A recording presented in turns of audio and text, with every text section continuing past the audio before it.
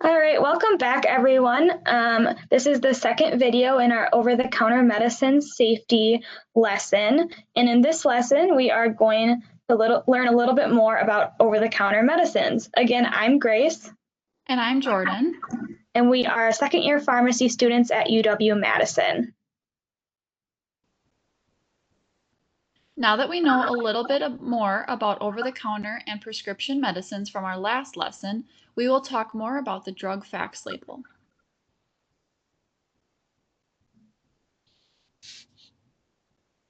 So all over-the-counter medicines are required by law to have a drug facts label. The label follows the same format for every OTC medicine. This format is shown on the right-hand side of your screen where that image is put. To gain a better understanding about what types of information are on this label, let's look at each section of the label individually. Okay, the first section of the label is the active ingredients section. This section includes the ingredients in the medicine that make it work. It also includes the amount and purpose of each ingredient in the medication. And as you can see, it is at the top of the drug facts label, and then we have it blown up to the left there so that you can see the purpose and the amount. The next section of the label is the uses section. This section describes the symptoms that the medicine treats. Again, you can see kind of that is the second section on the right-hand side of that label. The next section of the label is the warnings section.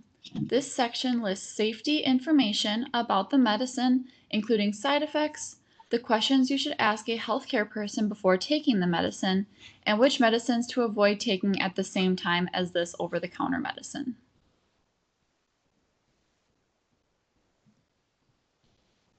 The next section of the label is the directions section. This section indicates the amount of or dose of medicine to take, how often to take it, and how much you can take in one day.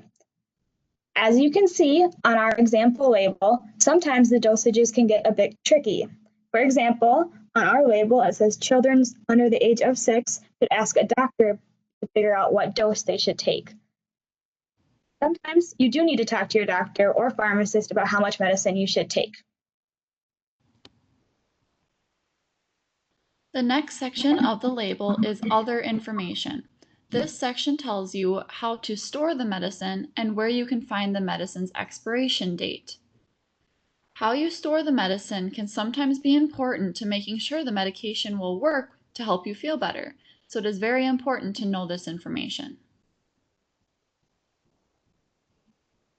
Moving right along, the next section of the label is the inactive ingredients section. This section lists ingredients that are not intended to treat your symptoms, such as coloring, flavoring, and other ingredients that make the medication into a form you are able to take. Okay, the final section of the label is the questions and comments section. This section provides contact information for you to contact the company that made the medicine if you have questions about a specific medicine. You can also always talk to your doctor, pharmacist, or a trusted adult about the medication if you have questions too. All right, so now that we know more about the drug facts label, we are going to have a little activity to test our knowledge. So in this scenario, Billy has a headache and told his dad. His dad told him that he should take some Tylenol. His dad does not know how many tablets Billy should take. Billy tells his dad that he thinks this information is on the medicine's label. Where would they find this information? So I'll give you a second to think about this. Is it in the inactive ingredients section, other information, active ingredients, questions or comments, uses, warnings, or the directions section?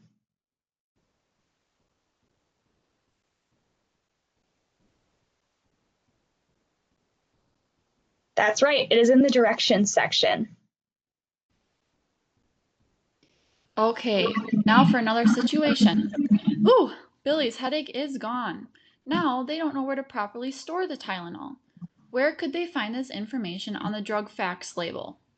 Again, we're going to have the same options, so why don't you take a moment to think about where in the drug facts label you're going to find where to store the medicine.